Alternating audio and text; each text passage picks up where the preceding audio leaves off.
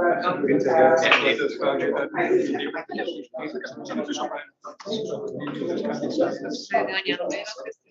Budapest. Yeah. Fine, right.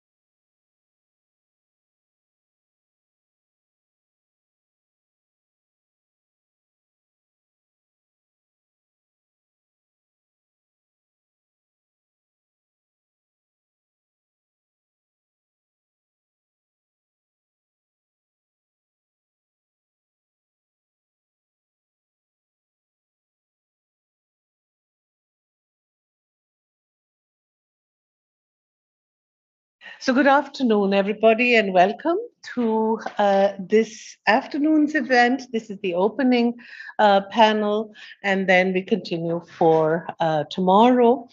Today's event on academic freedom is a cooperation between CEU and the New Institute.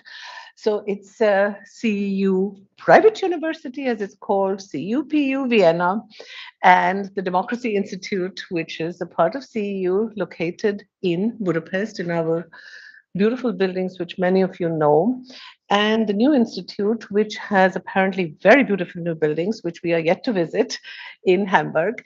And my thanks go both to my colleague, Renato Oetz, and to Dr. William Krull for being co-organizers of this event. Willem will tell you a little bit about the institutional cooperation, which is the basis of this series of events on academic freedom. And I just want to start off, as long as my voice still holds, with a very short introduction to, oh, thanks, Lalsi. I think that's some refreshments there, but not yet. So thanks to all of you who are participating. For those of you who've come in from abroad, Eric Fassin is the only panelist today who's going to join us virtually because he's not in Paris, but I think somewhere in Brazil. So he's joining from there. The threats and the challenges to academic freedom, as you know, all over the world are formidable and growing. They vary in form and intensity in both repressive and democratic contexts. And yet all of them equally endanger education, the search for truth, and the production of knowledge in the university and outside of it. So there's an urgent need we felt, and this is when Willem and I met together with Walter Zimmerli here almost a year ago to discuss this series of events between our institutions. We felt there was an urgent need to address both the locally specific, the context-specific threats, and the more general threats experienced in many regions of the world. And especially because at the moment they go hand in hand with a systematic dismantling of liberal democratic institutions from within, using elected majoritarians, elected majorities to do so. So without academic freedom, definitely there is a long-term peril to the existence of democratic open societies. But without vibrant and critical debate across differences within the university, there is no freedom within the university. And if that debate is not possible in society, then we really have a problem protecting our democracies. So we need to be aware of these fragile connections between academic freedom and its socio-historical specific preconditions more than ever today. Academic freedom, as you know, is not only a relatively recent historical achievement, it's been open to challenges from both within and without. And a self-limiting professionalized understanding of academic freedom remained quite influential for very long.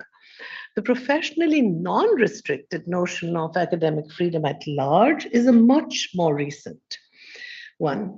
It was only in 1940 that the American Association of University Professors extended the range of academic freedom to topics outside of one's direct area of professional expertise and professorial expertise. And interestingly, it was Paul Sweezy who ended up challenging this distinction in the famous case that you may recall, Sweezy versus New Hampshire, 1957. One of the Supreme Court, US Supreme Court judges, Justice Frankfurter, wrote in his concurring opinion, and it was interesting for me that when he wrote this opinion, he's citing a statement by South African scholars to emphasize this point. And I quote Justice Frankfurter in the Sweezy versus New Hampshire case. He says, "It is the business of a university to provide that atmosphere which is most conducive to speculation, experiment, and creation. It's an atmosphere in which there prevails the 3-4 essential freedoms of a university: to determine for itself on academic grounds who may teach, what may be taught, how it shall be taught, and who may be admitted to study." So 20 years ago, we have an essay published by Jacques Derrida on university without condition. And he makes an interesting argument there, and it's relevant for the CEU case. So that's why I want to cite him a bit and then just make one point about our particular case. He argues, and I quote him, he says, "It's unconditional freedom to question and to assert, or even going still further, the right to say publicly all that is required by research, knowledge, thought concerning the truth." And while he readily acknowledged that such a university does not actually exist, he went on to suggest that the university should remain an ultimate place of, and I quote him, "critical resistance to all powers of dogmatic and unjust appropriation, such as the nation state and its phantasm of indivisible sovereignty, the economic powers of capital, the media, religion, and state." And then he makes a very intriguing statement where he says, "But the university exhibits its impotence, its fragility, the fragility of its defenses against all the powers that command it, besiege it, and attempt to appropriate it, because the university is a stranger to power, because it is heterogeneous to the principle of power. The university is also without any power of its own." What we are then left with, if we confront the seemingly unsoluble paradox of the unconditional principle of commitment to freedom and resistance on the one hand, and the pragmatic realization that this very principle is enmeshed in a dense, multi-layered legal institutional web, and also enmeshed in political legal dependencies. And as the case of the CEU reminds us, the European Court of Justice in the EU did not argue for the case of academic freedom at CEU in the name of the principle of academic freedom itself. But in the Lex CEU case, the judgment we got was based on the violation of the Hungarian government's World Trade Organization's rules. It was the GATS, the General Agreement on Trade in Services, and the freedom to establish and move services, which the Orban government was said to have violated. So although the judgment mentions academic freedom within the framework of the EU Charter of Fundamental Rights, it was in this context of relating it to freedom to conduct business even then. And I think this should alert us to pay even greater attention to the fundamental conditions of possibility for exercising and guaranteeing academic freedom even within Europe. So I think that's the context I want to chart for us to think about what kind of institutional legal frameworks is the university embedded in at the moment, and how best can we defend the principle which is central to our existence as an institution, but also to the very existence of democratic and open societies. And with that, a very warm welcome, and you have the word, Wilfred.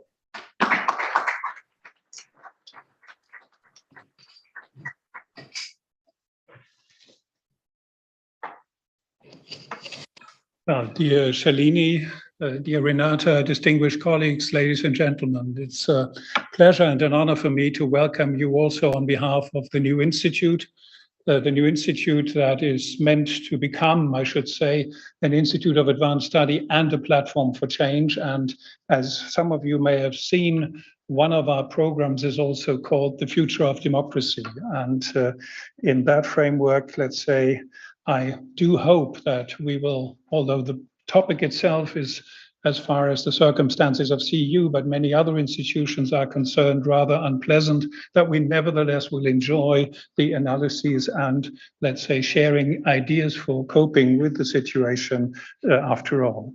Of course, if we look back over the past 10 to 15 years, we can clearly see that the rise of neo-nationalist parties and the autocratization of formerly democratic governments already began back then. Perhaps we all underestimated the importance of civic education and experiential learning through active participation in democratic deliberations and decision-making processes. I should perhaps mention that just last week at the New Institute, we had a symposium which I, let's say, conceptualized and organized jointly with my friend John Douglas from Berkeley on the role of universities in promoting democracy. And I'm sure that we'll come back to quite a number of things in that respect as well. As far as the case of Hungary, and originally Shalini and myself were considering to have this meeting in Budapest, but as far as the situation in Hungary is concerned, and particularly the fate of the CEU, Shalini already alluded to some of those aspects. It may be worthwhile to also reflect on an essay by the late Agnes Heller in one of her last essays, Paradox Europe, it's called, or Paradox Europa is the German version. She argues that Hungary went through two system changes. The first one from dictatorship to liberal democracy in the early 1990s, and the second one from an incomplete democracy to tyranny. That's how she calls Orban's regime, not dictatorship, but a tyranny or tyranny. She further points out that the Hungarian citizens and politicians did not succeed in turning the liberation from the socialist dictatorship into liberty, or the German version is aus der Befreiung Freiheit zu machen. I like that phrase very much because I think that's something we still have to look at as an unfulfilled agenda. Some of you may have seen on the homepage of the New Institute that we call one of the programs Future of Democracy, jointly with Socioeconomic Transformation and the Foundations of Value and Values. And for us, it is, of course, of crucial importance to explore viable options for making democratic decision-making processes, as well as the respective governance structures and institutions fit for purpose. And that is to say, more responsive to social and economic contexts, more equitable and more sustainable. Our focus is clearly on constructive solution-oriented approaches by opening up pathways towards achieving ecological democracy. However, in view of the numerous crises and multiple waves of uncertainty, it may seem somewhat over-optimistic to hope for substantial changes in the near term. A few titles of books which we discussed in the fellow group on the future of democracy out of the last 4 or 5 years may suffice in order to illustrate this point.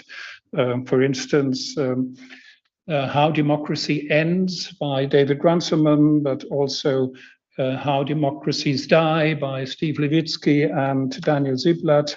Then with respect to the climate change issues, The Rise of Ecofascism, Climate Change and the Far Right, or Climate Leviathan. So you have a lot of those books that clearly argue almost in favor of autocratic regimes in order to solve the problems, which I find always frightening, particularly if in debates people even claim that the Chinese will be the only ones to solve the issues related to climate change.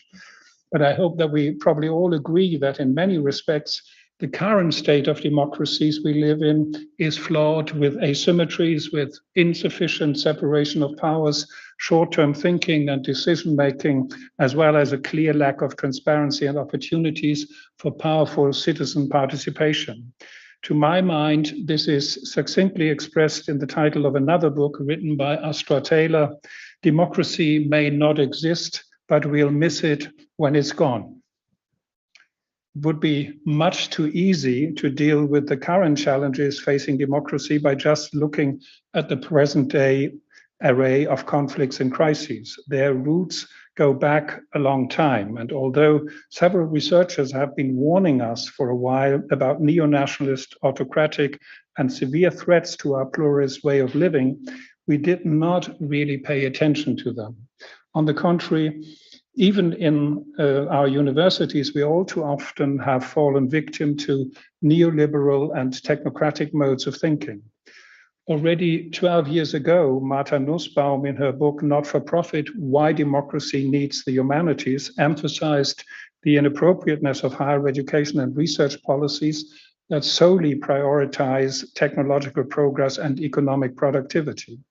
By neglecting the urgent need to train students to be able to think critically, to become knowledgeable and empathetic individuals, as well as globally concerned citizens, crucial opportunities are missed to equip the future generation with the ability to deal with complex problems.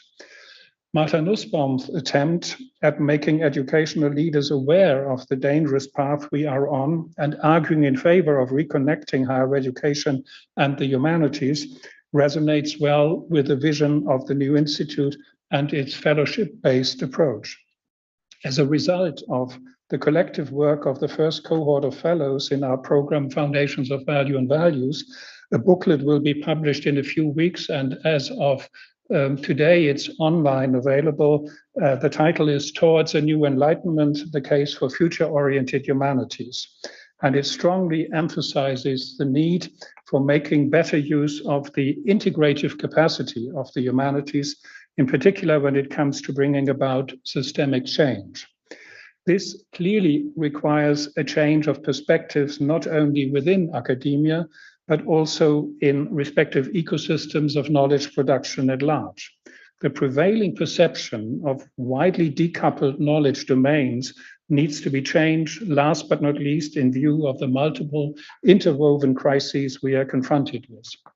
In my view, it is quite urgent for us not only to think about possible steps and measures for successfully counteracting the decline of democratic governance, and with it, the decline of academic freedom, but to actually do something, even if it's only on a small scale, like, for instance, an academy in exile, which, when I was still working for the Volkswagen Foundation, we set up in Berlin and Essen in order to accommodate for Turkish scholars who were expelled from Turkey or at least lost their jobs. Right now, with the Wissenschaftskolleg zu Berlin, we are providing so-called Elkanah fellowships, named after the former rector and president of CEU, which provide opportunities, particularly for scholars from Central and Eastern Europe who lost their job, like, for instance, László Upor from the University of Film and Theatre in Budapest and others. These are, of course, small signs, but I think it's absolutely necessary, if we really want to be taken seriously, that we consider also what we are doing. And with that, I would like to quote the German poet Friedrich Schiller.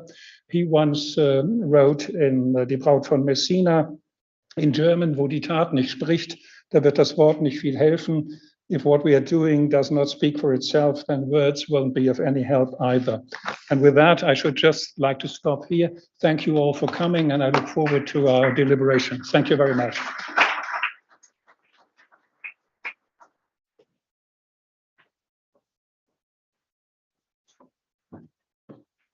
Thank you very much, Shalini and Wilhelm. It is now my turn to welcome you on behalf of the third institution behind this event, and that is CEU's Democracy Institute. CEU has long been at the forefront of defending academic freedom, both as a value and as a practice. And it's in the true fashion of the Democracy Institute that our program for today and tomorrow brings together scholars from very different walks of life. We have people from institutes of advanced studies, from archives, from various programs that support universities and scholars at risk. We have a number of battle-hardened defenders of academic freedom among our midst.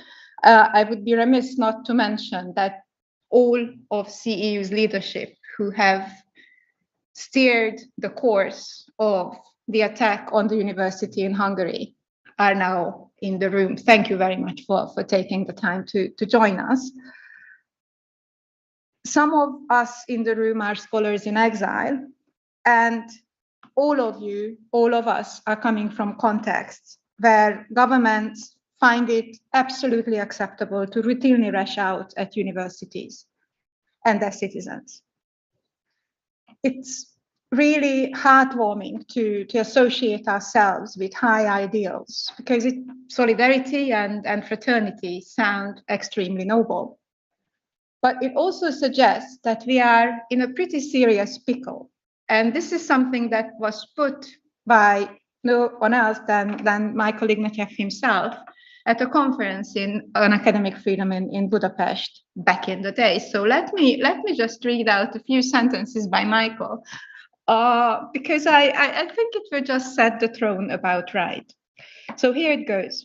These days, higher education is politically isolated, attacked as bastions of elite privilege, and castigated as the protected domain of arrogant experts. Free universities are critical to the survival of democracy itself. Without knowledge based in patient verification and self-questioning, democracies are flying blind. Academic freedom is too important to be left to universities to defend by themselves. Universities need to rebuild public confidence in their mission. End of quote. It's high time for us to do just that. And you would ask me, where do we start? I thought we should start with Nandini Sundar. Nandini comes from Delhi University, where she is a professor of sociology and a very esteemed scholar of authoritarian regimes. In her free time, she also authored an acclaimed report in 2020 on the status of academic freedom in India. This report was triggered by, and let me quote again the report itself, the policies of the BJP government under Prime Minister Narendra Modi that present an unprecedented assault on academic freedom as well as on academics. Since 2014, whatever the BJP's official position as government, the underlying force appears to be the RSS vision, in which the stated aim of education is to consolidate a Hindu nation and promote education based on Hindu values. End of quote. Nandini authored a report that carefully traces the toxic interplay of constraints on the colonial period, of recent attempts to rule and confuse, and self-constraints and over-compliance by academics who were hoping to avoid the bigger evil and then ended up committing what they thought to be the lesser evil. So Nandini, over to you.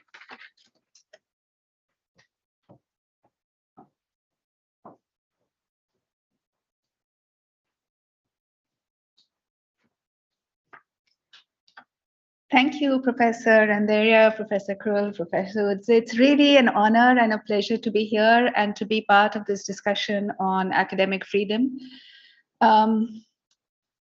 Since this concerns us all, I hope that I really hope to learn from this event. I think there's a broad consensus on how one defines academic freedom in terms of both intramural and extramural freedom, and in terms of the institutional autonomy that is seen to underpin both of these kinds of freedoms. There's also consensus on the fact that academic freedom and freedom of expression, while they overlap, are quite distinct because academic freedom involves validation by academic protocols. And also increasingly, there's an understanding that the distinction between intramural and extramural freedoms may not hold very much because of the rise of social media, the greater accessibility to ideas that are not confined to the classroom. But the distinction between speaking from one's area of expertise and speaking in a more generally political sense, I think still stands. However, I think that particularly given the post-colonial context and the growing context of inequality across the world, academic freedom has to be more than just freedom of speech or extramural activity or even the freedom to teach within the university. But we also have to address the question of academic responsibility. And I think this connects to what Professor Ignatieff talks about, making the university relevant to the world and making people care about the fact that academic freedom is important. So we need to look at to whom one is responsible. And this goes back to something that the American scholar Robert Lind raised in 1939 at the beginning of World War II, where he asked whether scholars were accountable to the state, to corporations, to the public at large, or to higher values like equality or justice. So to whom are we responsible? Just to other scholars, to the public? What kind of public? And we also then need to address the institutional conditions under which academic life can flourish, including equality of access. Which also then brings me to the question, not just of academic responsibility, but of academic justice. In a post-colonial context particularly, it's impossible to speak of academic freedom without recognizing the colonial context which has shaped the languages in which we do our research, the languages in which we teach, which inevitably means leaving out large parts of the population. It means suppressing the way in which, there's the constant debate about how much indigenous knowledge is being ignored, whether by bringing in that kind of indigenous knowledge, one is revitalizing it in a revanchist fashion. Also, when we speak of attacks on academic freedom, of which there are plenty. I mean, we're all facing book bans, suppressions of seminars, arrests of students, arrests of faculty, suspensions, terminations, physical attacks of various sorts. But even in this context of growing violence on campus, it's important to remember the normal violence of the university, especially when it comes to women, LGBTQ students, ethnic minorities, to remember what Du Bois called the sense of double consciousness. And I quote, that sense of always looking at oneself through the eyes of others, of measuring one's soul by the tape of a world that looks on in amused contempt and pity. And when you look at campuses which have suicides, especially engineering colleges, medical colleges, where the entrance barriers are high and students are victimized simply for being who they are, or for instance, Palestinian students who are unable to move beyond the confines of their large open-air prisons, then you feel that sense of constant normal violence within the university.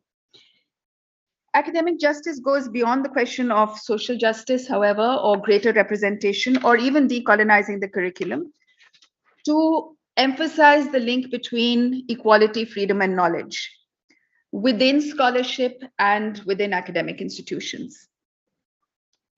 Another major threat to academic freedom comes from markets and from militarization.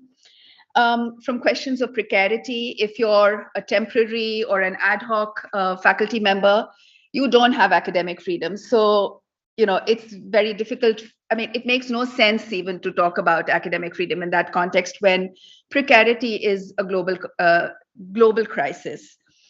There are questions of unequal access. If you're not going to get published because of where you're from, because you can't get access to journals, because people are getting published because they can afford to pay journals for putting them out on open access, then you don't have academic freedom. So we have to think about academic freedom in a larger sense of what creates the conditions for people to express and grow within academic life. And finally, there's also the question of the geopolitical context, and particularly coming from South Asia, where the quarrels between India and Pakistan really mean that we don't have academic freedom to have joint positions, to explore common areas of interest. And of course, wars which destroy higher education, and thinking of Afghanistan in this context, where you can't have academic freedom in a context of war, or Iraq, where higher education institutions were destroyed, or internal militarization within countries like India or Pakistan, where you have Balochistan or Kashmir, where for a whole year after the special autonomous status of Kashmir was abrogated, there was an internet blackout for a whole year, and internet continues to be difficult to access. So to come to the question of why authoritarian regimes target universities, there are three contexts, I think, which are important to emphasize. One is to stop resistance. One is because everywhere universities have been sites of resistance, to control narratives, especially in nationalist authoritarian contexts like India, to rewrite history, and also as a source of patronage. We forget how much it is important for authoritarian regimes to plant their cadres in every institution, to pack and subvert independent autonomous institutions, and to capture them.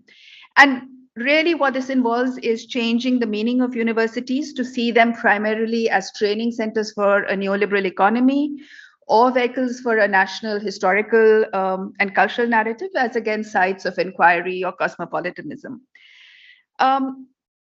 Because I've been working on counterinsurgency for a long time, it's very easy to see the clear parallels between what is happening to the university and counterinsurgency against vulnerable peasant populations. And in terms of the kinds of methods which the universities have been subject to, I can list 5 which are very common in terms of counterinsurgency. One is erasure, which is making universities irrelevant through the rise of what we call WhatsApp University in India, where all sorts of so-called information is spread through through social media, also through global consultancies, and in countries like China and India, through the rise of coaching centers to address the mass standardized examination system that slots students into different universities. There's also demonization, the physical attacks on universities, the capture of institutional positions, especially the leadership of universities, surveillance, what students can read, classroom surveillance, which is in fact easier with online education, and also depoliticization with growing precarity and the political economy of higher education. I just want to raise some issues at the end with the existing safeguards that people have proposed for academic freedom. And this is a question of both tenure and university autonomy. If even when you have procedures for democratic consultation within a university where syllabi are discussed, or courses go through a process of academic vetting at different stages, when the faculty itself has become part of a certain political ideology that supports the state, autonomy doesn't really help.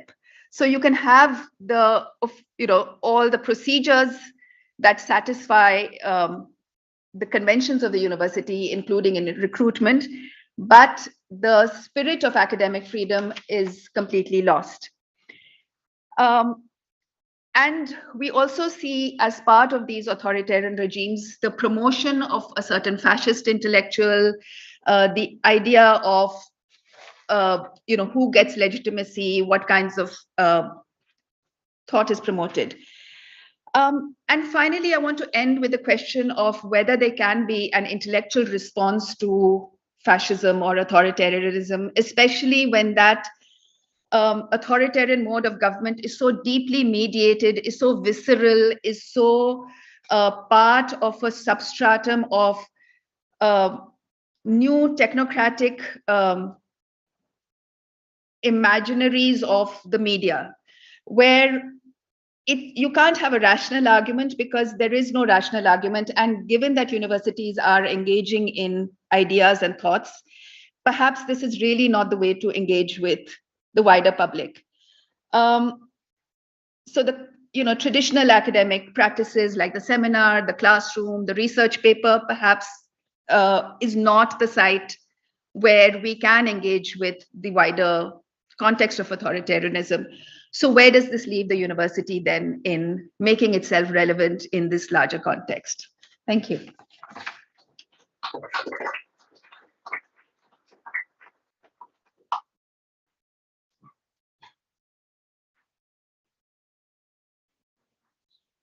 Thank you very much. And now we turn to a series of comments and rejoinders.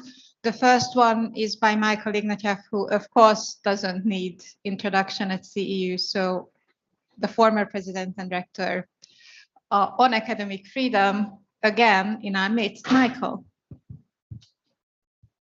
Thank you. And thank you to Nandini for an extremely challenging presentation that I hope we will, as I get my wits about me, begin to challenge or talk to.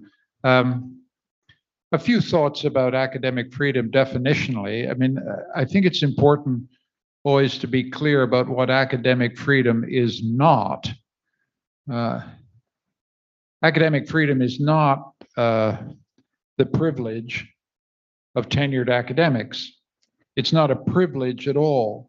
One of the things that's done universities enormous damage in the public at large is the sense that the freedoms that we enjoy to teach and study are the privilege of a closed elite group that is self-validating. I think we need to think about academic freedom as a right that is not merely held by tenured academics, but by every single member of the academic community. And that includes students and it includes staff. I'm sorry there are not more students here because I feel that their academic freedom matters just as much as mine, and their vision of how they want to use their freedom and how I want them to use their freedom are in friction and conflict. And that's part of what makes for a free university, this eternal encounter between generations. Each of you has a different account of what freedom is and how it should be used. So it's a right, not a privilege. And with any right, there are responsibilities, and the responsibilities are responsibilities fundamentally, first and foremost, to knowledge. I'm a historian by training. That means I have responsibilities to a discipline, to a tradition, to centuries of academic reasoning within my discipline. And when I get up in a classroom, I have a responsibility to be faithful, i.e. truthful, i.e. respectful of that set of traditions. Respectful means questioning. Respectful means interrogating, but respectful means working within a certain sense of accountability to a discipline, to its standards, to its traditions, and to its criteria of validation. So I have a responsibility to knowledge, which is pretty strong and pretty important. I then have a responsibility to my students, not to teach them a lot of ideological nonsense. I mean, that is to teach them what my discipline has taught me. And what my discipline has taught me is to question my discipline and work within the tram lines. There's a tram going by, so I'm using that metaphor appositely, within the tram lines that my discipline has charted for me. I'm giving you a very conservative definition of academic freedom for a reason, because I think we don't define it clearly enough. Then we have a responsibility to the society at large, to the people walking past this window, and the responsibility is to curate the knowledge, to curate, that is to save and preserve knowledge, and to create new knowledge that we hope will allow the people passing in front by this window right now to understand their society better, to criticize their rulers when those rulers are unjust, and to find ways out of the crises that beset us at all points. And our responsibility, in other words, is to use our knowledge, to present our knowledge, and hopefully help our society wrestle with the problems that at times seem to overwhelm us. To define academic freedom in this way is to say, this is to distinguish it very sharply from free speech. My classroom, and I'm back in the classroom, is not a free speech area. If a student presents an opinion in class that's not backed up by any evident reading or any evident knowledge, or reads it wrong when I've given them a reading and reads it wrong, then it is my duty, not merely a kind of thing I might do, but my duty to say, I'm sorry, you didn't get that quite right. Let's do that another way. It's not a free speech area. And universities are not free speech areas, in my view. That is to say, because we have such enormous authority in curating, preserving, and defending knowledge, and this is a responsibility we have for the society as a whole, it means that we actually don't want anybody to come through this door, stand up here, and start talking. This isn't Hyde Park Corner, folks. This is a university, and a university ought to be able to say, this person is worth listening to, and that person just isn't. Hopefully, on non-ideological grounds. It's damn difficult to do it on non-ideological grounds. But to create an open space in which opinion that we think meets the basic standards of academic knowledge is what we should be doing, not throwing open our doors to everybody to speak. This is a controversial position, and there will be students in the room, and perhaps my colleagues and friends in the room who disagree with me, who thinks we ought to have a much more open relationship towards speech on campus. I don't agree. I'm a passionate believer in free speech, but this is a particular community with particular criteria and standards of what counts as knowledge. And that seems to me ought to frame who speaks and who's heard. Another point about institutional autonomy raised by Nandini. The academic freedom of which I've spoken is a responsibility that we exercise on behalf of society. Most of our institutions are publicly and state funded. Some, like us, are privately funded. Every time there is a piper, the piper gets to call the tune. Institutional autonomy is therefore a constant battle to preserve enough financial autonomy and independence so that we can define what knowledge is, what knowledge we curate, what knowledge we promote, what knowledge we teach, and what knowledge we search for. And there isn't a government in the world that doesn't try to influence what we research and what we teach.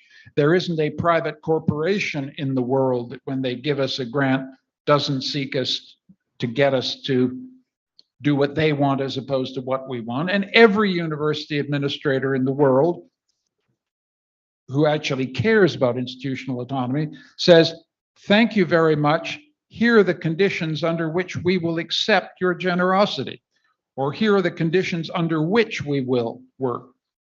That's the quid pro quo of modern university life.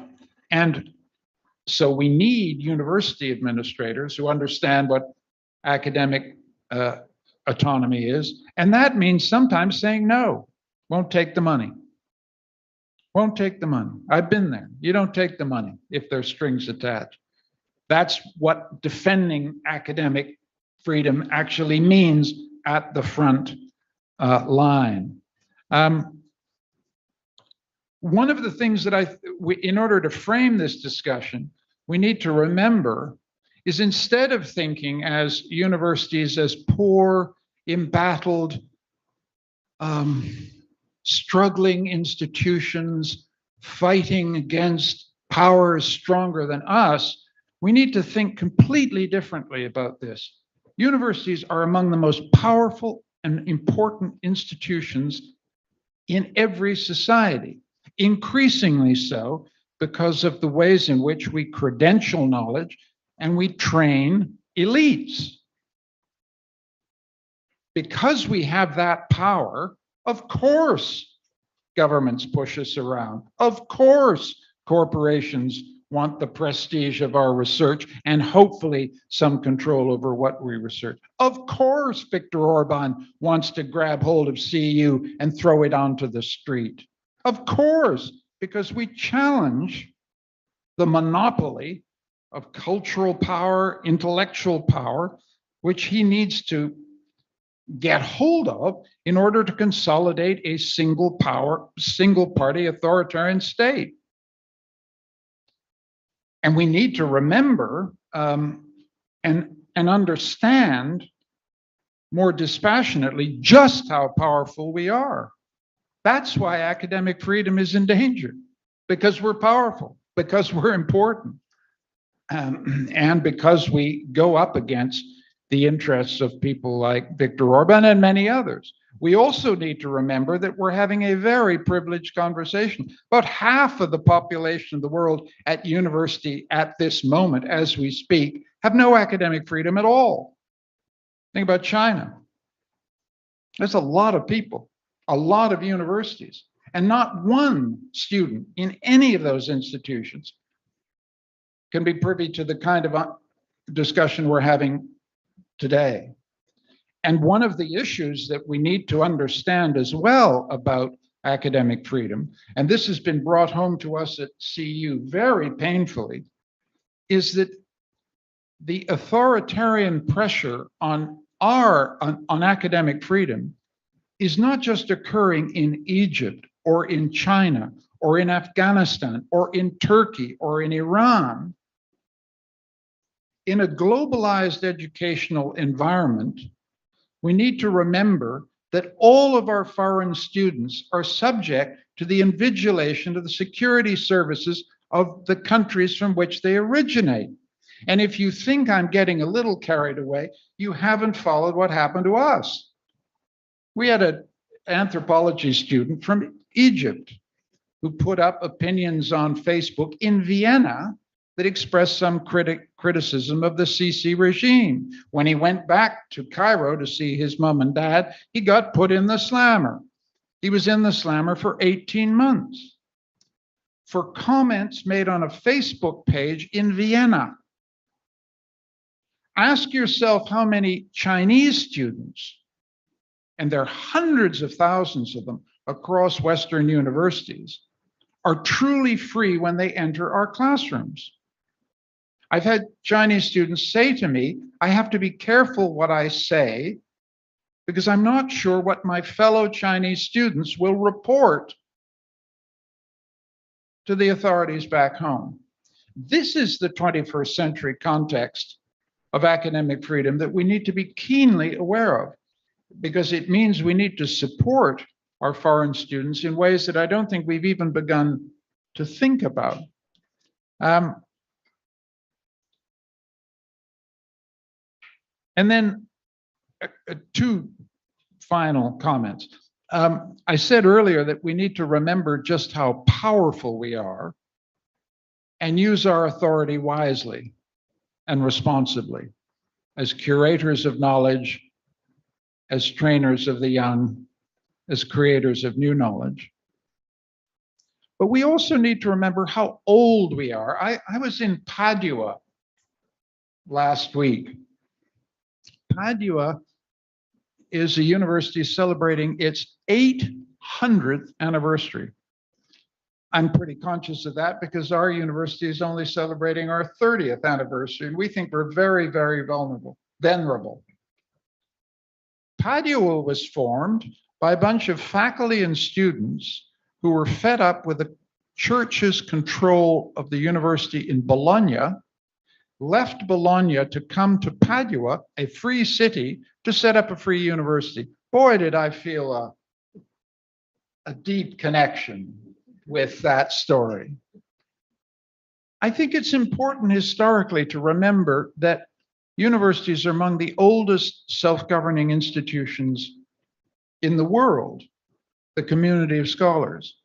It's something that we should be proud of because it is one of the places from which the traditions of European democracy come.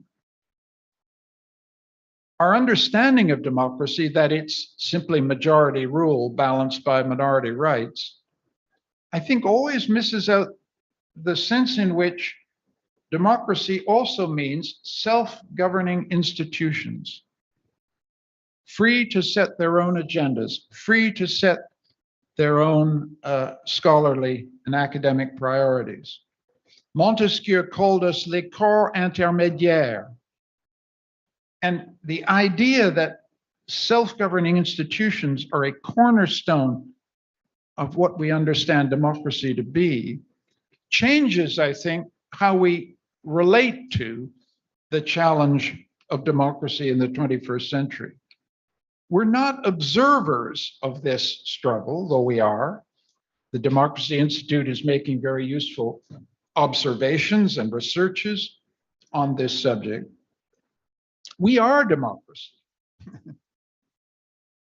Self-governing universities that defend their institutional autonomy, that defend with pride the 1,000-year-old traditions that have made us who we are constitutive of what a modern 21st century democracy actually is. And that's why an attack on CU in Budapest is not some little local event in some faraway country of which we know little, to paraphrase Chamberlain. It's an attack on the very idea of European freedom itself. And so in our engagement with the public, to go back to where I started, we are not defending the privileges of an extremely entitled, well-paid little elite. In our way, we represent a tradition which is constitutive of what it means to be free in Europe. And so I hope we think about it that way and go out into the night feeling militant, proud, determined to defend the freedoms that we've. Excuse this political speech. I used to be in politics. Normal service will now be resumed. But I often feel we talk about this in a kind of without fully understanding what's at stake. And that's why I put it this way. Thanks very much.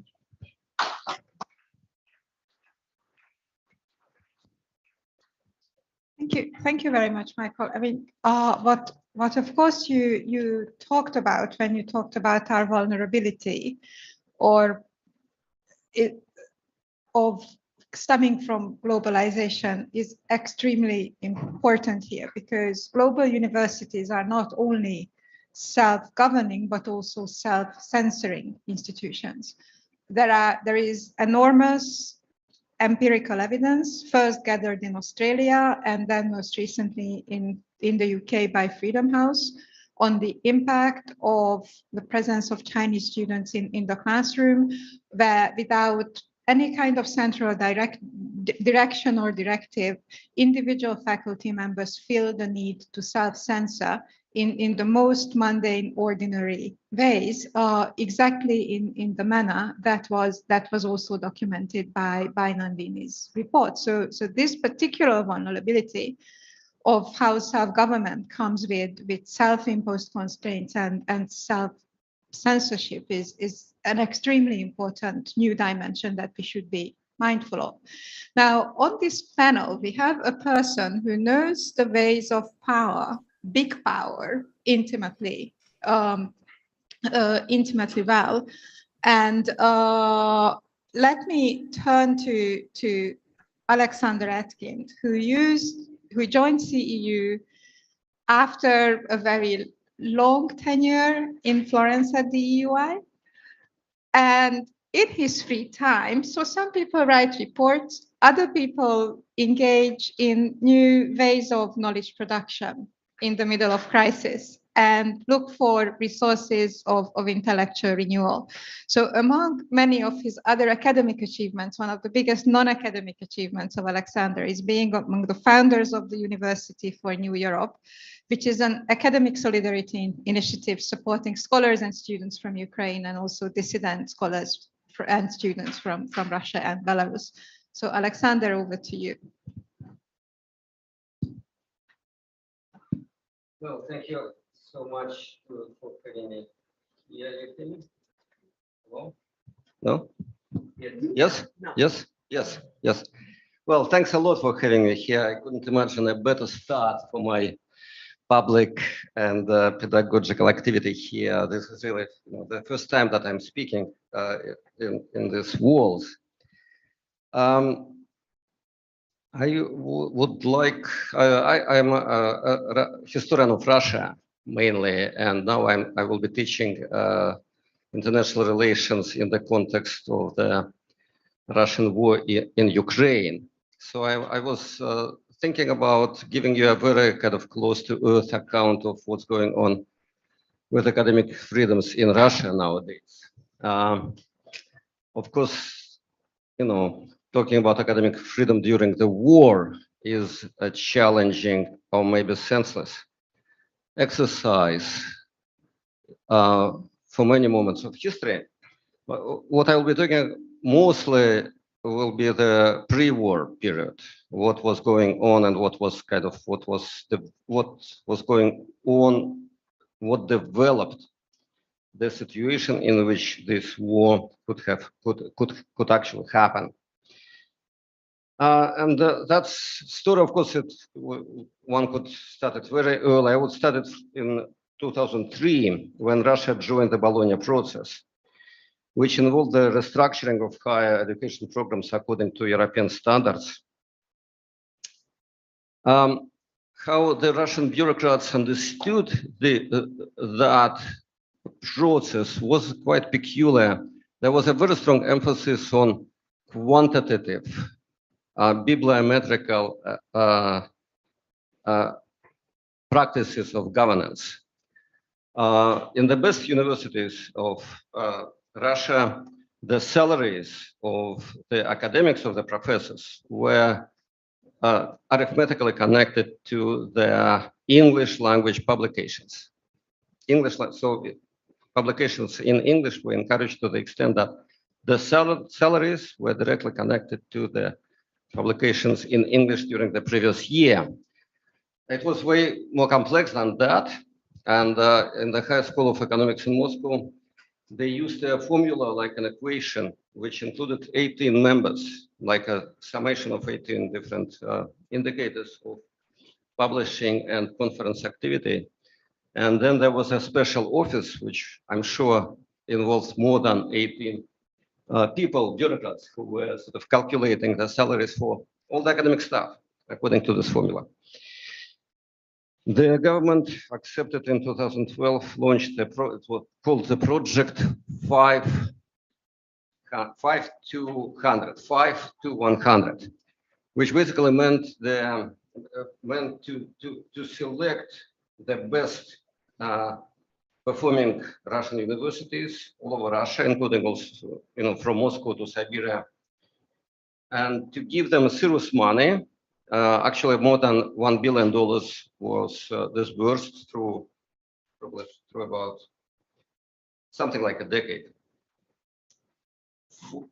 for increasing the global rankings of leading Russian universities by using this kind of practices.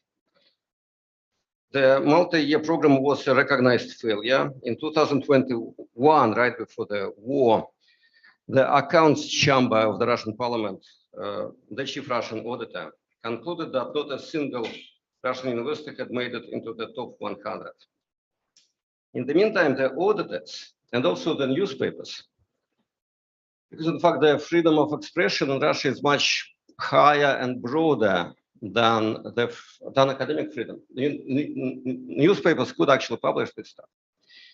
So the reports were about the salaries of the rectors of these universities, which were tens and in some cases hundreds of times higher than those of the professors, hundreds of times.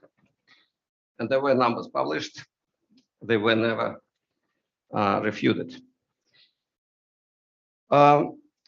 So the situation was worse in the old and traditional universities, such as the Moscow State, St. Petersburg State, than in the newly established institutions. Some of these new institutions were truly powerful, as Professor Ignatius said, he used this word correctly. Universities are very powerful.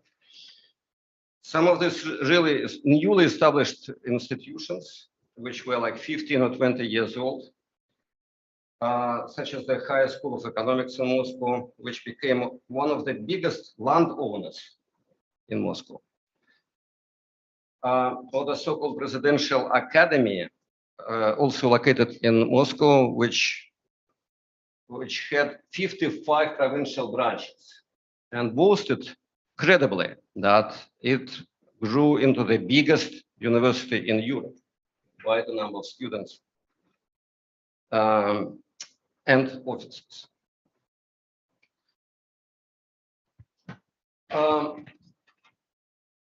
The stagnation, in this context, this academic stagnation of these institutions was amazing. A particular issue of the Russian academic life is plagiarism. Affecting many countries, it is particularly widespread in Russia for interesting reasons. One is cultural and another, I think, is bureaucratic. A cultural reason is that it is still, due to some kind of legacies coming from the old times, from the glory of Russian intelligentsia, it is still prestigious to have a PhD. But another reason, of course, is that any kind of law enforcement or moral reasoning is not working. Of course, plagiarism is a form of corruption, more sophisticated, but less convertible than the appropriation of rubles or barrels. In 2016, the Discernet, an informal organization of scientists who hunted plagiarism using online but also offline tools. So this organization, Discernet, in 2016 found out that 1 in 9 members of the Russian parliament, Duma, had obtained academic degrees with plagiarized or ghost-written theses. So just think about it, it's like 1 in 9. So it's way more than 10% of the members of the parliament have PhDs, but 1 in 9 had proven plagiarized theses. Plagiarism was identified and proved, because these kind of documents are publicly available, in Vladimir Putin's PhD dissertation in economics, in a dissertation by Sergei Naryshkin, the chairman of the Duma, and in thousands of others. Even though these, extended citations, that everyone could read and compare, were published in off and online sources, not one of these well-heeled officials who were embroiled in the scandal resigned. In this context, new independent, not necessarily private, but new independent universities were doing relatively well. They developed, strangely enough, in the sensitive area of social sciences and humanities. I'm talking about the European University at St. Petersburg, the New Economic School, the Moscow School of Social and Economic Sciences, established by Theodor Shanin decades ago, and the semi-independent Smolny College, which remained a part of the St. Petersburg State University. All these elite universities were established like the CU in the 1990s with the help of George Soros. All developed into modern hubs of liberal arts and social sciences, possessing foreign grants, international professors, showing programs with foreign schools, successful alumni who are now teaching all over the world, and quite uniquely for Russia, a right of students to choose their courses. All these institutions had issues with the authorities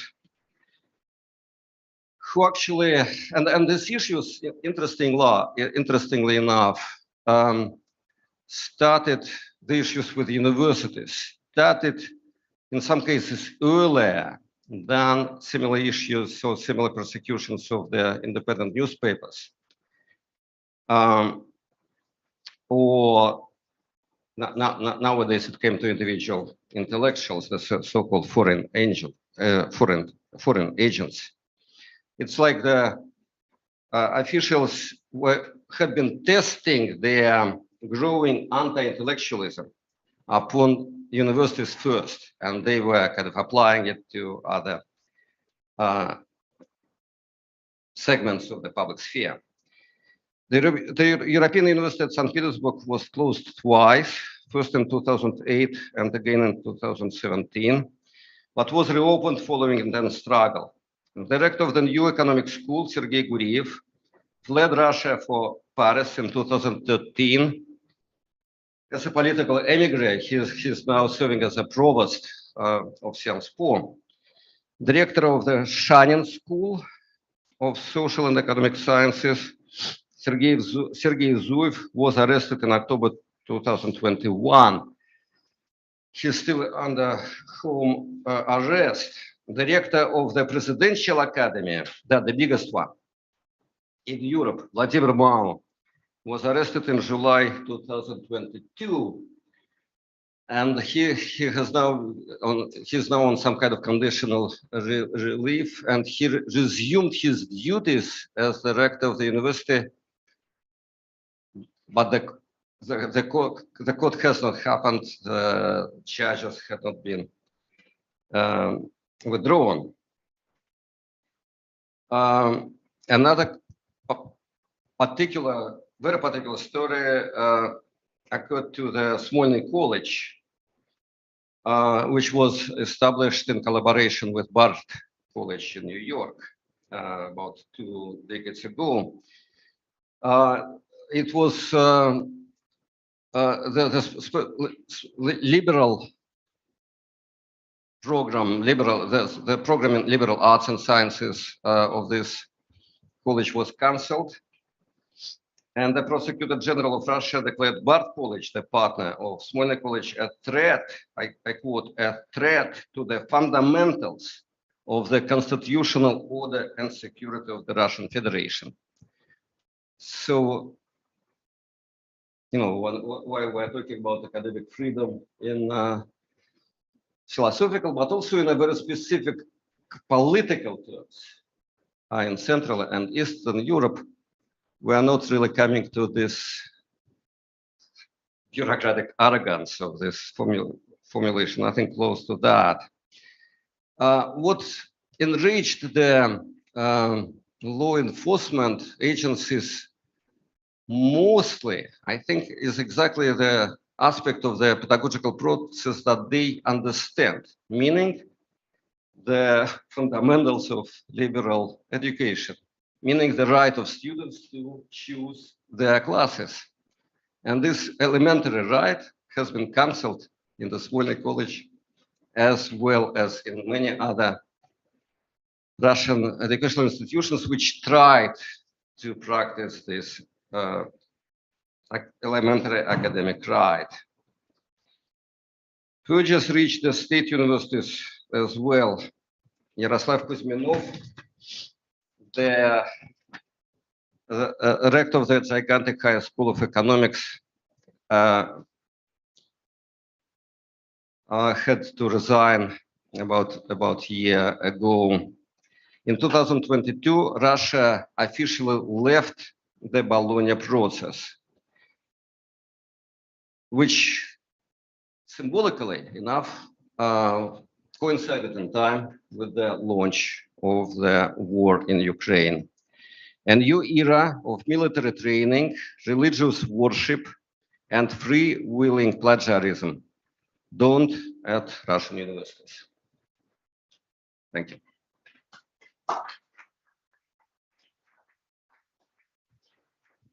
Thank you very much, Alexander. And let me now turn to Eric Fassin, who is online, and I was told that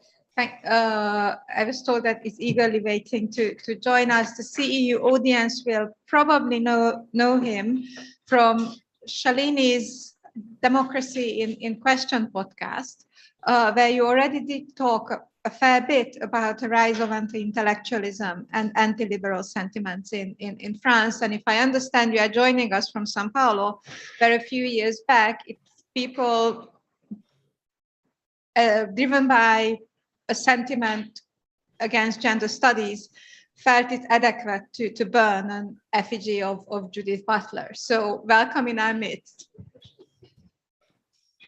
Well, thank you very much. I hope you can hear me well. And I'm sorry that I'm speaking from a distance. Yes, indeed, I'm in Brazil, actually in Rio, where we started a program on the attacks against gender studies, but it was funded both by Brazil and by France sometime between the election of Bolsonaro and his inauguration. So we have covered the years of his term in trying to understand what's going on for gender studies. I'm very pleased and honored to participate in this panel. I'm slightly embarrassed because in many ways, I think many of you rightly think that the situation of someone who teaches in France is in no way comparable to that of a university that has been forced to leave Hungary, or to people who are in India, Russia, etc. Of course, I don't want to put everything on the same footing, but there are two reasons, apart from academic reasons, but there are two political reasons why I hope that it makes sense. The first one is that I think, as was pointed out by Michael in his presentation, this is an international situation. It's not just a national one. And that's actually why we're meeting in this context. In fact, in my case, it has meant being involved in solidarity with people in Brazil, but also in Turkey a few years ago, and starting to say, it's not just about them, it's also about us. In that sense, we're not just supporting sort of miserable colleagues, but in fact, we're all in the same boat or story. We're part of the same world. But there's a second reason, which is that, as expected, attacks against academics have gotten worse in France, where I teach and where I live. They've gotten worse over the years. There's a long history of that. For example, in the years 2000, we had President Sarkozy and then we had Prime Minister Manuel Valls, who both attacked academia, and in particular the social sciences, with a phrase that they repeated many times: explaining is justifying, which means that trying to make sense of what's going on in terms of crime or terrorism or what have you is going to contribute to the problem instead of helping address it. So these attacks are not new, but they have gained more importance in the years 2010, first with the campaigns against the so-called ideology of gender, which is not specific to France, of course, but which in many ways started in France. And also more recently with attacks on so-called Islamo-leftists. I must say that contrary to other countries, I and others have not lost our jobs, but there are threats, violent threats against many of us, including myself. That's on the social, with the social media, but there's also slander in the media, but there's also direct attacks from the government. So I'm not saying again that we're all in the same situation. I'm just saying that we're all in the same world. Now, I want to make an argument, which is summarized by the title that I suggested. Academic freedom is not just a shield against attacks.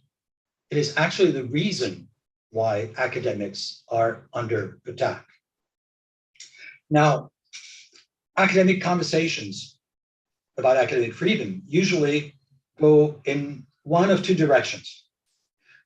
Either we have a theoretical argument, which starts from a historical definition of this notion of academic freedom, and it rightly emphasizes, as my colleagues have done in this presentation, rightly emphasizes the difference with freedom of expression.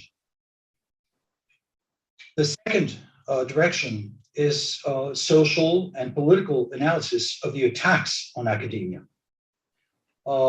with the possibility to focus on neoliberal logics that undermine our work, and at the same time on the populist, so-called populist ideologies and illiberal practices of various regimes today. Now, what I want to do is to articulate the two. That is, the definition and why we're under attack. My hypothesis then, again, is that academia is under attack today, not despite, but because of academic freedom. Now, both neoliberal and populist authoritarian regimes have in the last few years targeted gender studies, critical race theory, post-colonial approaches, etc. These concerted assaults on critical thought obviously rely on a sort of traditional form of political anti-intellectualism. But I think that the recent polemics against so-called cancel culture and wokeness, they also turn upside down this tradition, as evidenced in the paradoxical phrase that denounces left-wing McCarthyism. This started with attacks on political correctness 30 years ago, and we have a repetition of this. Illiberal politics paradoxically claim to defend freedom against academia. In fact, freedom of speech now serves very often to justify sexist, homophobic, transphobic, racist, Islamophobic discourse. Hence the necessity to insist on the distinction, as has been done here, between freedom of expression and academic freedom. I would like to expand on this distinction somewhat. Freedom of expression relies on the right to express one's opinions, no matter what. It thus allows us to say anything, regardless of truth. Opinion is not about truth. On the contrary, academic freedom is the right to say everything, but not anything. This is how I would qualify Derrida's phrase that was quoted before by Cellini. In today's context, I think it is important to say we have a right to say everything, but an obligation not to say anything that goes through our minds. The knowledge on which our interventions are based are not opinions. In fact, our kind of freedom goes with an obligation. Academics are paid to search for truth, whatever that means. This is what critical thought is about, including when it's a critique of truth. It's not relativistic because it relies on an effort to produce empirically informed and theoretically rigorous arguments. This is what critical thought is about, looking beyond the veil of opinion. The attacks against academia have to do with the assault on truth. Of course, politics has always relied on lies, propaganda, and what is called today fake news. That's not new. The novelty of our predicament is, to use a famous phrase, alternative facts. As philosopher Harry Frankfurt explained, lies still pay homage to the existence of truth, as they are meant to sound true. On the contrary, if we talk about alternative facts, or what he calls bullshit, that signifies a radical disregard for truth. Truthfulness is indifferent in that context. And this, of course, has been very important in populist discourse, here in Brazil, in many countries. This Trump, of course, is the one whose spokesperson used the phrase alternative facts. This, I think, helps understand why academia is a primary target today. The assault on truth that starts with attacks against academics' critical thinking is an assault on democracy. In conclusion, I want to go back to the question of privilege that was raised before. Anti-intellectualism that is used against academia assumes that people are dumb, or should be dumb, or should become dumb. It has a form of performative efficiency. That's what much of TV is about.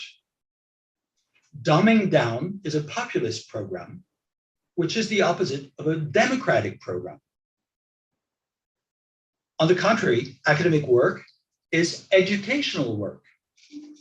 It presupposes that people are, want to be, and therefore can be intelligent. That is, people can understand the world.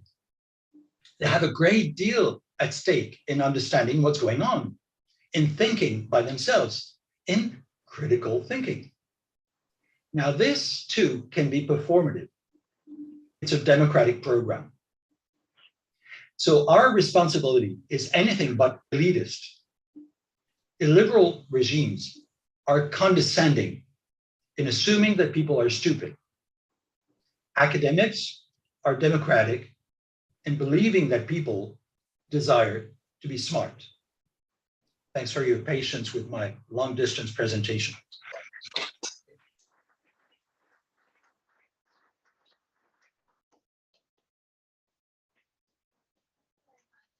Let me now ask the panel to come back to the stage, and what we will continue with is the absolutely enviable task that Nandini has to respond to some of the points that were raised by the interventions. Of course, I envy you to just, it sounds terribly easy from where I sit. So please.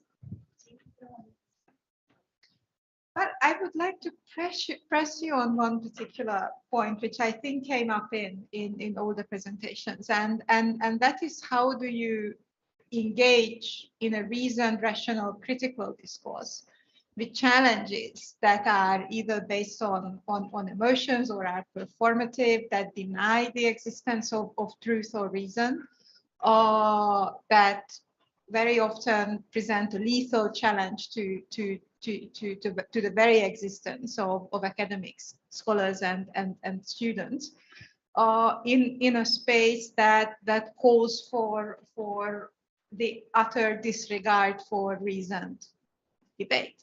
You raised this in a very provocative way in the presentation, and it came up in every single intervention. So I'd really like to hear you on that in light of the interventions that followed. Thank you.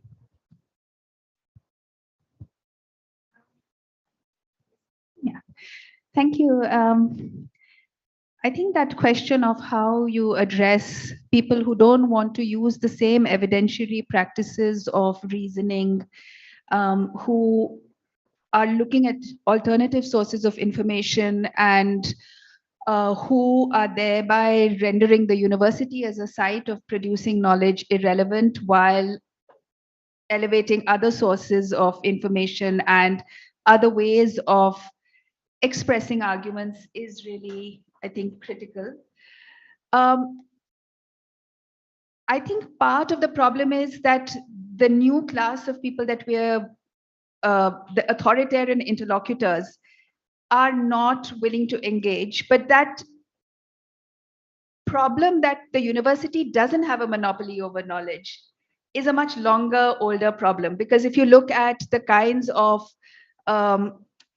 prescriptions that universities have come up with in terms of technology, say large dams or agricultural universities, or even in my own field, if all universities across the world teaching sociology will do Marx, Weber, Durkheim without looking at the colonial context of how that scholarship developed. And it's only when you have something like movements towards decolonization that people are actually challenging what comes from the university as not the sole source of knowledge, that there are other kinds of knowledges, other kinds of discussions that need to be brought into the university. So I think part of the difference, though, between movements like that which challenge the university to be more equal, to be more self-reflexive, is that they will be willing to engage in evidentiary debate, whereas the authoritarian people are not willing to engage. And I don't know if that's a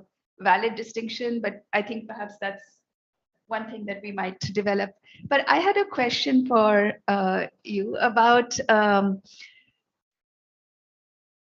this emphasis on global rankings. And I was very struck by what you said at the beginning about salaries being tied to English publications. Now, if you look at Russian universities, which for large parts of the third world were places where people went to be educated, especially in the sciences, but even in Indology, we had very good centers of Indology in Eastern Europe. Is that is the market here putting restrictions on academic freedom in a real sense, or is it the state which is tying, this production of knowledge to a particular view? What is your opinion? Well, nowadays, the answer is very kind of clear. It's the state, nothing to do with the market, really. Paradoxically, there was more market for education for foreigners in the Soviet Union during the Cold War. There was more market than nowadays, or even before this hot war. The market was squeezed and basically cancelled. But the state, in its sort of to me, it's not really about ideology. It's not even about the degree of social control. But the key idea for me, trying to understand why the state is doing what it is doing, why this bibliometrical methods and connected to plagiarism, because they are obviously they are two sides of one of the same coins. So this if the state connects your salary to your publications, and so the number of them inflates, And plagiarism is a collateral effect. Anyway, the key word is kind of anti-intellectualism. The state is the state is against reason. It's like the fear of the state, of people who are smart, independent thinking, of people who have some idea of academic freedom, of students who could choose their courses, of professors who could choose their subjects. This for academic production, for production of knowledge. This is also basic and elementary that we don't really think about that on that level. They think about it. Come back to this, Columbia University just had a scandal about inflating their rankings. So it's not just the state, it is this pressure to figure in the global rankings, or, in Columbia's case, in college rankings. So it's a global problem. It's not just anti-intellectualism in this context. Well, it is absolutely a global problem. But of course, in different countries, the same effects could emerge out of different, reasons. But if you want to learn more about this sort of rankings or obsession with rankings in Russia, about the university rankings, so there was a command essentially coming from the very top, from Putin himself, to create a new system, a new ranking. That is, whatever, the Garden ranking, the Shanghai ranking, there would be a new Moscow ranking, and people would, would oblige and comply with this new ranking, and the salaries would be connected to this ranking. Nothing happened, all these initiatives failed for the same reasons, essentially.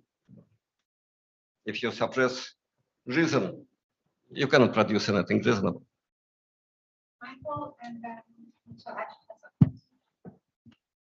I was very keen. I perked up, as we all did, when Eric Fassin quoted Harry Frankfurt about bullshit. I do think this is an internal threat to academic freedom of an enormously important kind. There's the external political discourse that is deliberately, consciously, willfully indifferent to facts and denies the clear result of a federally certified election, et cetera, et cetera. And we've had that problem in politics for 2,000 years. It used to be called sophistry. I mean, so it's a serious ongoing problem. And I don't think we should wring our hands about it. It has one new feature, which is 21st century social media. The enormous technological acceleration of fake news is, I think, a new fact, a worrying fact, because the sheer volume with which a falsehood is repeated converts it into a truth. And I think we're all legitimately concerned about that. But, again, we get up every morning and go into our classrooms, and if we're doing our jobs half decently, we're saying, can you see what's happening? Don't fall for it. It seems to me an entirely legitimate function of a university to warn about that social context and seek to inform students as best we can about the resources that they can access to distinguish between facts and bullshit. The more worrying thing is an internal tendency to become so convinced that your moral values are right and the cause you support is right, that you become a little indifferent to validation. This is the bullshit that worries me. I mean, it's bullshit to which I'm susceptible. I sometimes believe something so damn strongly that I begin to kind of marshal what I take to be facts to support my case. So I think in the battle against bullshit, we need to be especially attentive to our own, is I guess what I take from this. It's just so much easier to identify other people's than our own. And I go a little further and say that if you ask me what my job description as a university teacher is, it's to teach people to think for themselves. I sometimes worry that what I'm trying to teach them is to think like me. And that's, I think, where we slip into a kind of bullshit. That is moral conviction, political conviction, divorced from any serious engagement with whether this is true to the real world. That seems to me a real live problem. And I may have parsed bullshit in a different way than Eric would parse it, but I was very grateful that he brought Harry Frankfurt into the conversation. Michael, so let's say open it up, and the microphone is already. Yes, thank you. My name is Mitchell Ash. I'll be speaking tomorrow, but I'm not going to say what I'm going to say tomorrow now, but I do want to address something that Michael said. I agree with much of what you've said, so I should just say that now, but I do want to challenge one of your statements. You said, we are democracy. And what I want to do when I hear that is to say, what you mean we, Lone Ranger, who's we? If you mean CEU, no problem.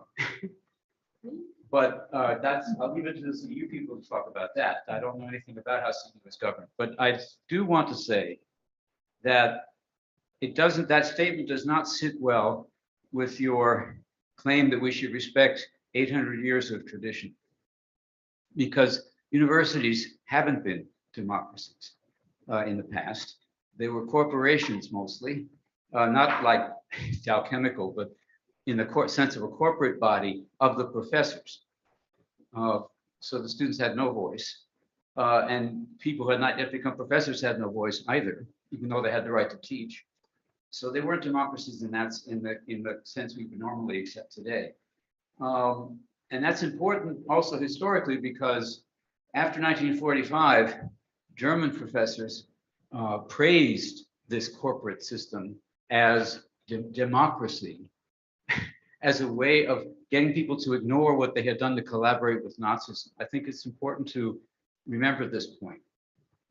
So your word in God's ear, but I would say that democracy is a goal and not yet a fact. Let me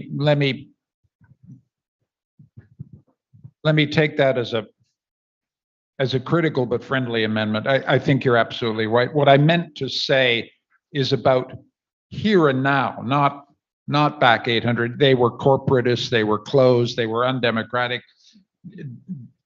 Universities are still very undemocratic. One of our colleagues just mentioned the precarity of staff. There'll be many people in CU don't feel we're as democratic as we should be. I was making a slightly different structural point, which is that democracy is not just majority rule, not just constitutional rights, not just a free press. It's also independent self-governing institutions, of which we are one. That was the point I was trying to make. Thank you, Michael. Let's now go to Eric, who put his paw up very aptly.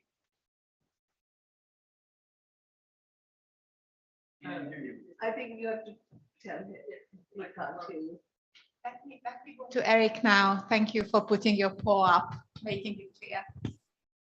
Thank you.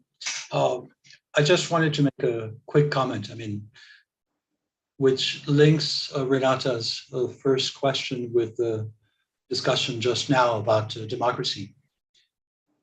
It seems to me that when we think, how can we convince people, that presupposes very often that people are rational human beings, which of course is an illusion that we're prone to in academia.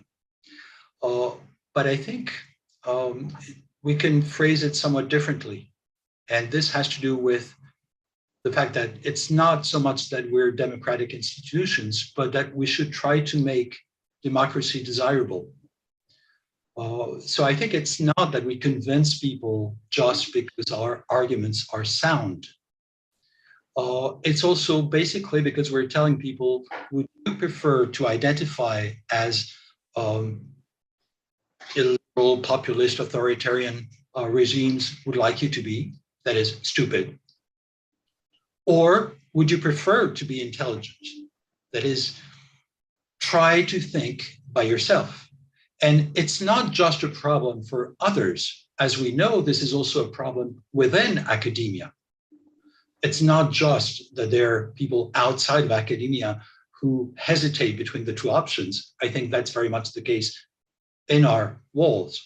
So I believe that what we can hope to do is to make democracy desirable and to make reasoned arguments desirable. I think politics is very much about desire. And in that sense, what we're doing has to be understood not just as something where we're talking to peers who are reviewing what we're saying, but we're talking to a broader audience. And in that sense, it's very much a political discourse in the sense that it creates a desire for democracy.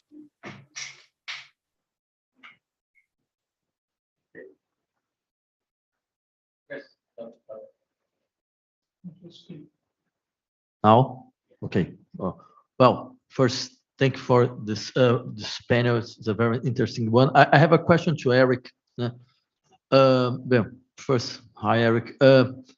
I would like just to know your opinion about the paradox that you mentioned. That now we at the universities we are attacked under the name of freedom. So, let's say our enemies say us that actually, well, at the universities are authoritarian, that we don't accept a real, let's say, a real debate with some opposite perspectives, that actually we are just indoctrinating people and people don't think by ourselves today at the universities. I'd like to just know how you deal with that. What do you think that is the best type of argument against this criticism? Should I respond now or? Okay. Well, Vladimir, thanks for the question. A quick response to that. It's not entirely new. Again, the attacks against political correctness, as I mentioned before, all play on the same logic. I think what we see today in France and in many other countries is a confusion, as if talking about, for example, censorship had nothing to do with power. That is, we are told that people can be censored by students. When did students hold real power in the university? Not in France, at least, I can tell you. So I think in the same way, when we as academics, as professors, are under attack for influencing youths, the sort of Socratic problem, well, indeed, yes, we are trying to influence students, except that, of course, we're trying to influence them to think by themselves. We're not indoctrinating. And the reason why there's a difference between state indoctrination and pedagogical work is power.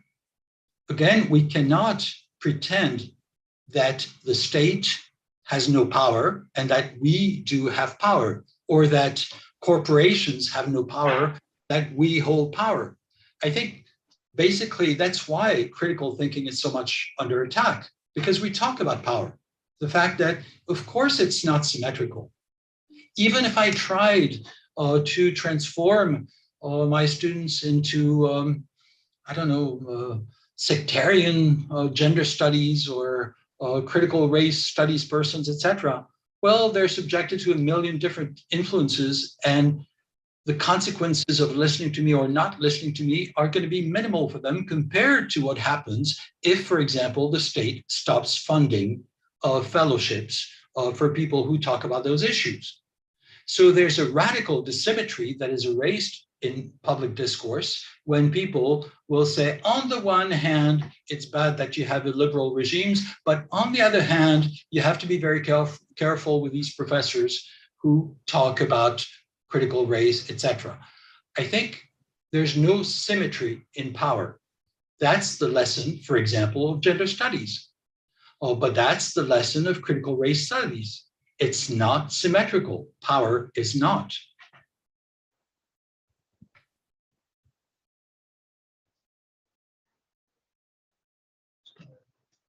I have a question both for Michael and for Eric. You're assuming that the university is a space where people speak truth to power, but there are large parts of the university where people don't speak, are not critical, and are supportive of the state. You look at the business schools, you look at various other places where, in fact, they are teaching their students to be, perfect supports of the state.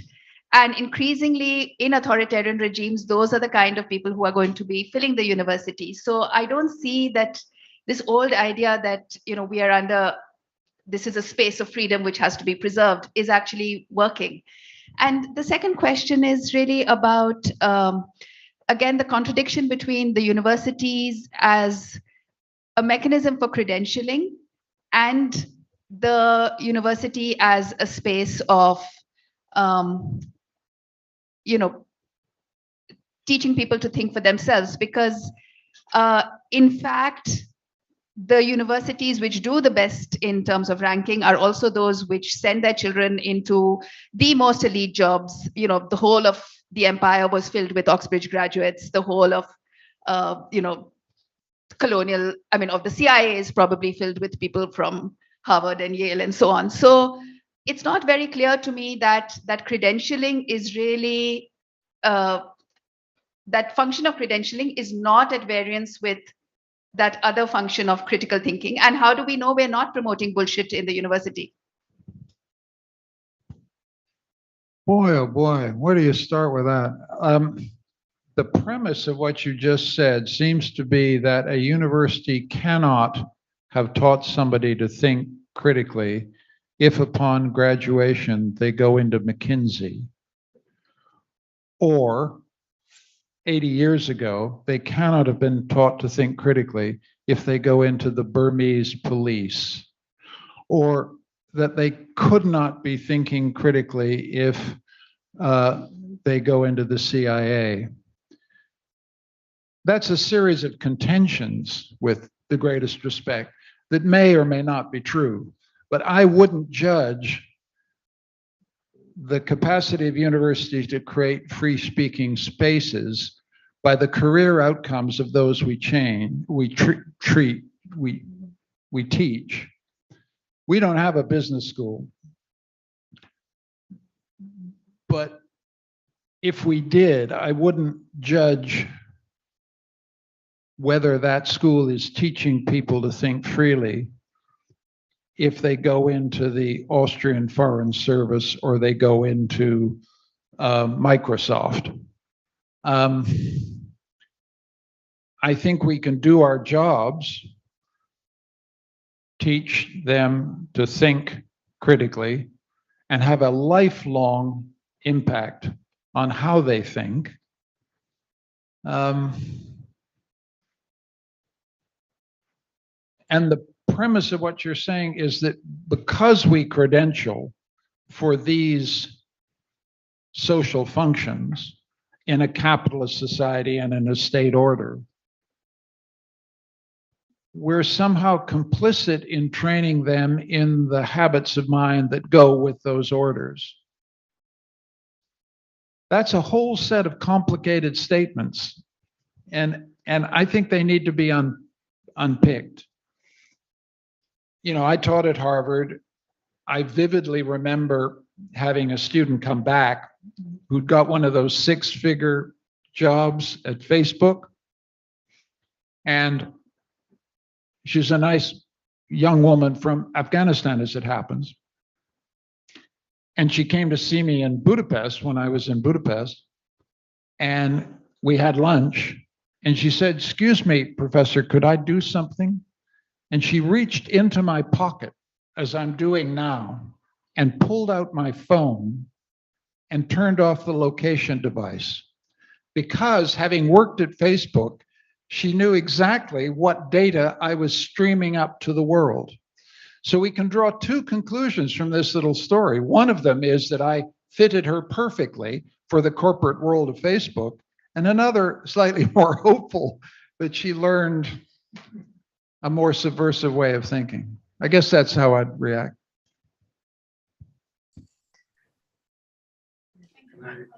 Over to you. Briefly, thank you, Nandini, for the question. Well, I've been teaching in a university for many years, so I have no illusions about universities. The best way to know how it works is to be part of it, and you cannot be so naive as to think that it's a democracy. But we're having a discussion about academic freedom. And my starting point is, why is academic freedom under attack? Because it has this potential. It doesn't mean that it works like that all the time. But so, in fact, I start from the attacks and I make an argument about what justifies academic freedom. It's precisely because people are attacked. Otherwise, why would we need academic freedom if we're not under attack? You're mentioning business schools. Apparently, most of the time, they don't need academic freedom, because what they're saying is probably not, in most cases, so unpleasant for the powers that be. So, in fact, I have, and as I said before, it's also within our walls that the problem exists. But I think our only justification for claiming academic freedom is critical thinking. And it's not just critical race, et cetera. It's also about the climate, it's also et cetera. So there's a variety of perspectives. But I think it's not a fact, but it's what we have to argue. I'm not describing a reality, I'm describing a battle, attacks against academic freedom and the defense that I hope we can put together. Yes, in your introductory statements, several of you stressed the need for autonomy, also responsibility, accountability. The question is, to whom am I finally accountable? And definitely it would be too short-sighted to just say vis-a-vis my students and whether they become professionals in one area or the other. And I also think it's not enough to say to think critically, but also to think creatively. And that is something that I feel is often neglected. And it may help to, for a minute, to think about the notion of autonomy, because for me, at least, there are various dimensions of autonomy. And I fully agree with you, Michael, there is no free lunch or there's no, let's say, total independence. On the contrary, I always, when I talk about the autonomy and governance of universities, say independence and interdependence are two sides of the same coin. But the question is, to what extent? So if we talk about financial autonomy, it rarely happens that, at least these days in Europe, that the ministry or the, let's say, private funder impacts on the specific content that is being dealt with. That's gone because the ministries in the 1990s at the latest realized that they are not up to coming to terms with the dynamics of knowledge creation, et cetera, et cetera. But of course, in organizational respects, and particularly also in academic affairs, it's pretty clear that the autonomy is one of the strongholds of guaranteeing academic freedom. Because if you don't have that, then of course there are all kinds of interventions which then of course require, as Eric was pointing out, a lot of resistance against interventions. But it would be good to hear from you about autonomy, how you conceive of the various parts of it.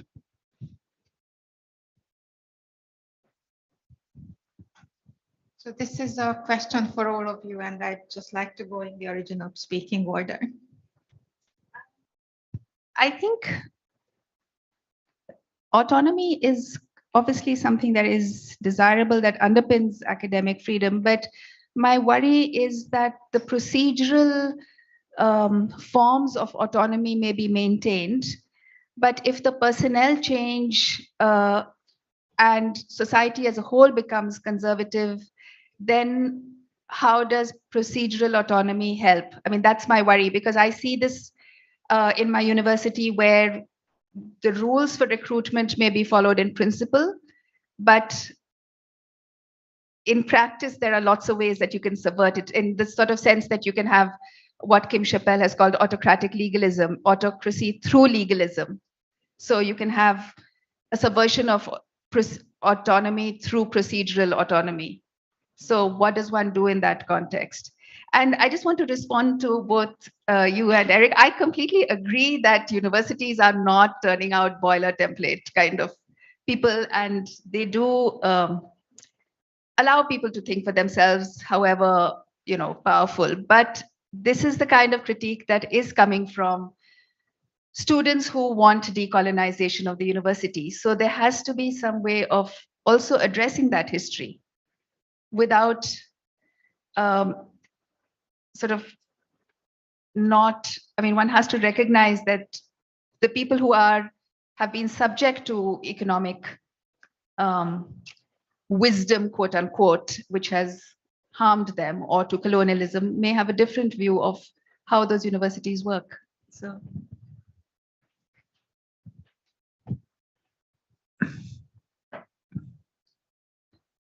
I mean, I'm a historian, and so what you say is of pretty burning relevance.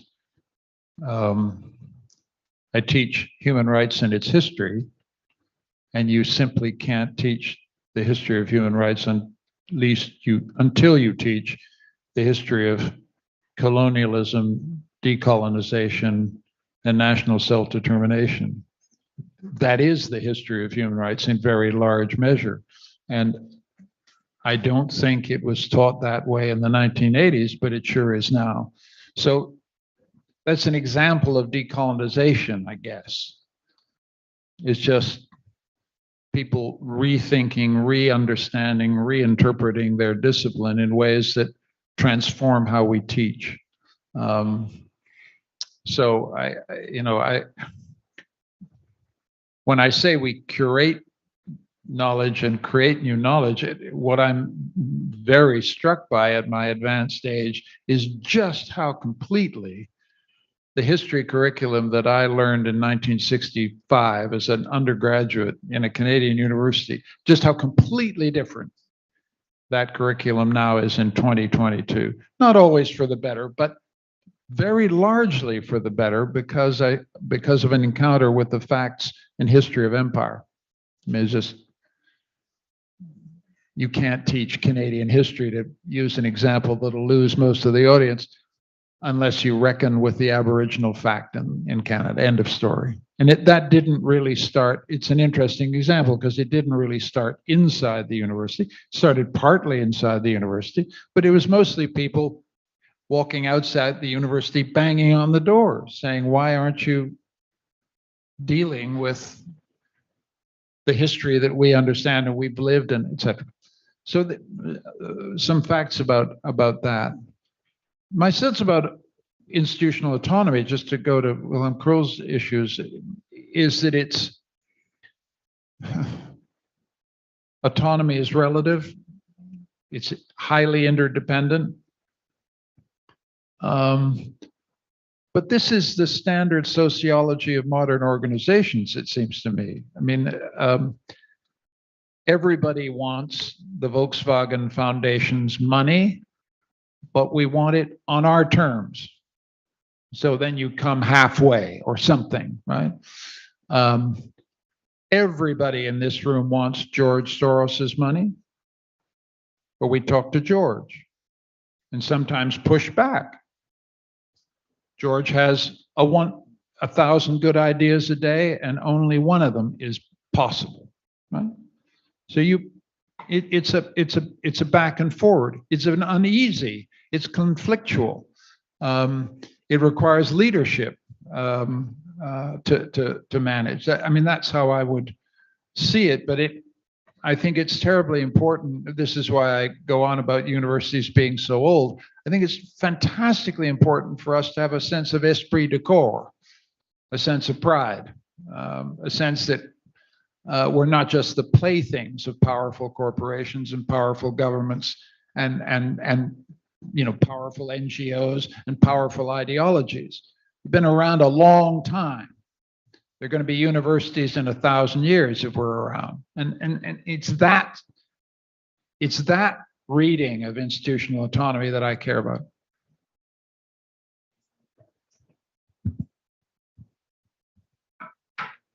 I actually think, yes, that the idea of autonomy, it's highly valuable, but also I think quite exaggerated and should be taken very critically in our days.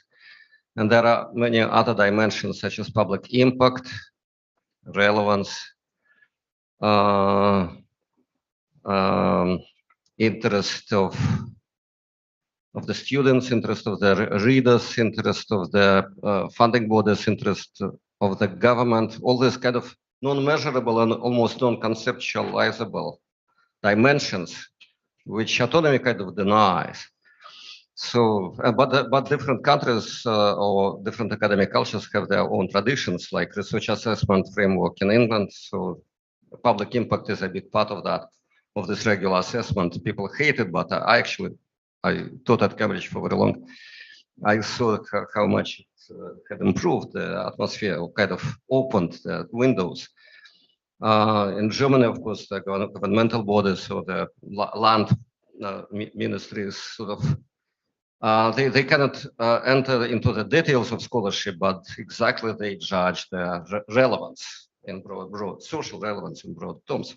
In American universities, you like in history, you get tenure if you have published 2 books, and you publish 2 books if an independent bodies, meaning publishers, non-academic bodies, dependent, interdependent with the universities, but the publishers decide your fate as an academic along with your peers, academics. So basically, my word would be decentralization of these judgments rather than autonomy. Over to you. Thank you. Well, about the post-colonial or other terms such as decolonial, etc., dimension of this. First, I think what is so revealing today is that in France, in the US, in many other countries, it's precisely all this that is under attack.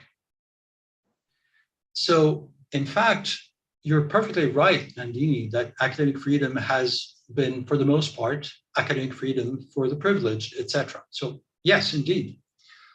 But the question is how we use it today and how it is used today against how attacks on academic freedom are attacks on, in France, on words such as intersectionality, such as race, such as post-colonial or decolonial knowledge, etc. So I think people who are suspicious of academic freedom because it has been used to exclude people are perfectly right to be suspicious. The question is, what else do we have today within academia to resist the tendency, the attempt to erase any critical knowledge, in particular concerning race and post-colonial issues? So the idea is not to say that academic freedom has a wonderful history that is devoid of racism and sexism, etc. Of course not. And the university more generally, of course not. The question is today, what are our resources if we are to defend issues that pertain to minorities, racial or otherwise? And I must say that for me,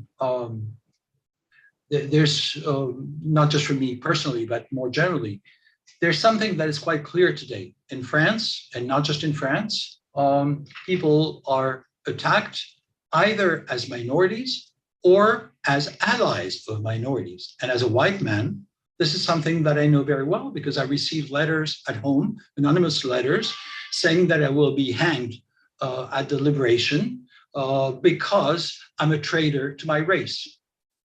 So I think this is a moment when fascists help us very much redraw the boundaries of academic freedom. It's not very pleasant, of course, but at least the fact that their focus is very much on precisely those issues you rightly point out, well, that helps us include them more and more. So that would be my defense of academic freedom despite its history. Thank you very much for these comments. Let me just end with the pickle that we started with, because the pickle that Michael pointed out a few years back in Budapest was that academic freedom is too important for universities to be left with defending it. And I think what has changed in the past 5 years, that much of the language that we have been using has been taken away from us and turned against us. I think it was rather enlightening that populist and illiberal anti-intellectualism doesn't want to drive the university to the ground. The aspiration of Russia and also others to rise in the rankings and even faking plagiarizing in order to get those PhDs actually suggests that there is a value in something that they call a university that goes beyond packing faculties and shaping the university to the cadre training camp that it could be. And in a way, the pickle is even if a pickle can be deeper, the situation is deeper because one of the latest universities in the UK is actually a venture that was funded by the son of a prime minister, which is all about credentialing apprenticeship programs that is delivering useful skills instead of less useful degrees in the humanities and classics. I'm not questioning the nobleness of the aspiration or the usefulness of those apprenticeship degrees. The question is, why do we need to call this venture a university in order for it to get the type of recognition that we associate with the recognitions in society of the highest order? I think Eric also left us with a very interesting bit to ponder, which is reasoned debate seems to be both the highest ideal and also the lowest common denominator for the venture we are in. Because we need reasoned debate in order to get beyond sectarian, religious, and identitarian non-negotiables in order to be able to talk to each other. And we need to be able to do that to come back to the discussion you just had about power. We need to be able to engage in reasoned debate, not with denying or talking away the power asymmetry, but rather engaging with it. I do hope that tomorrow's 3 panels will get us closer to some of this homework that we set for ourselves.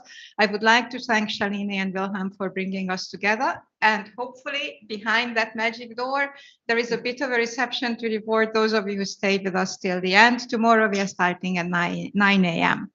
Thank you very much.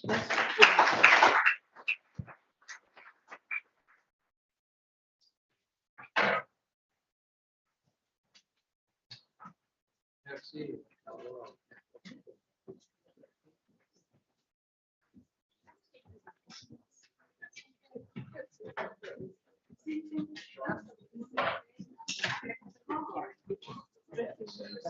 So good.